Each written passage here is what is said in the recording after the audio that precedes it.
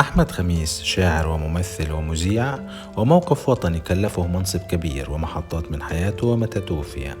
ولد أحمد خميس عام 1925، تخرج من كلية الآداب عام 1950، وظهرت لديه موهبة الشعر، ومن أشهر قصائده الروابي الخضر التي غناها موسيقار الأجيال محمد عبد الوهاب عام 1954.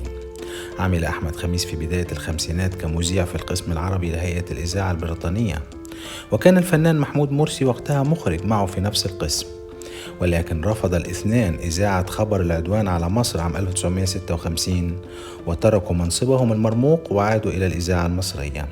كان أول عمل فني لأحمد خميس كممثل عام 1961 في فيلم رسالة إلى الله، لتنطلق مسيرته الفنية التي قدم فيها حوالي 200 عمل فني، كان آخرها فيلم أنت عمري عام 2005.